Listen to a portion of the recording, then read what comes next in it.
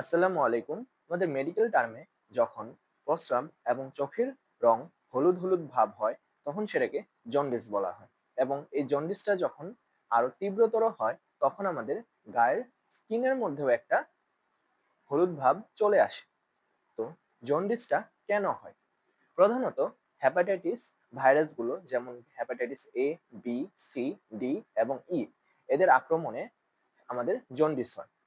তো hepatitis A এবং ই এই দুইটা খাবারের মাধ্যমে এবং দূষিত পানির মাধ্যমে ছড়ায়, এবং বাকিগুলো আমাদের রক্তের মাধ্যমে, সিরিঞ্জের মাধ্যমে, অর্থাৎ অপরের ব্যবহৃত সিরিঞ্জের মাধ্যমে, চাকু ইত্যাদি দ্বারা ছড়াতে পারে।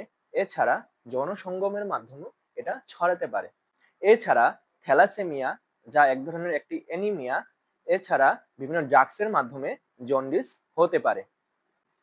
কিভাবে বুঝবেন আপনার জন্ডিস হয়েছে, অর্থাৎ জন্ডিসের লক্ষণ?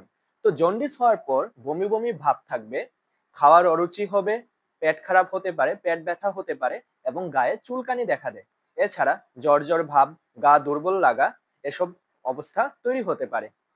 আর প্রধান লক্ষণগুলো তো বলাই হয়েছে, চোখের রং হলুদ হয়ে যায়, এছাড়া প্রস্রাব হলুদ হয়ে যায় এবং পায়খানা ফ্যাকাশে হয়ে যায়। লক্ষণের কথা তো বলাই হলো, এখন প্রতিকারের বিষয়।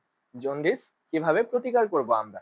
তো জন্ডিস হওয়ার পর অবশ্যই সাথে সাথে বিশেষজ্ঞ ডাক্তারের পরামর্শ নিতে হবে, সাথে প্রচুর পানি খেতে হবে এবং সম্পূর্ণ বিশ্রামরত অবস্থায় থাকতে হবে। তরল খাবার বেশি গ্রহণ করতে হবে, চাইলে ডাবের পানি পান করতে পারে। এই সময় বিশেষজ্ঞ ডাক্তারের পরামর্শ ব্যতীত কোনো চিকিৎসা গ্রহণ করা যাবে না, অর্থাৎ কবিরাজি চিকিৎসা, ঝাড়ফুঁক ইত্যাদি থেকে সম্পূর্ণ বিরত থাকতে হবে। এখন জন্ডিস প্রতিরোধের বিষয়। যেহেতু জন্ডিস বলাই হলো যে এটি বিভিন্ন বিভিন্ন ব্যবহৃত জিনিস, অপরের ব্যবহৃত জিনিস যেমন সিরিঞ্জ, তারপর চাকু, তারপর যৌন সঙ্গম ইত্যাদির মাধ্যমে ছড়ায়। তো অবশ্যই এসব ক্ষেত্রে খেয়াল রাখতে হবে।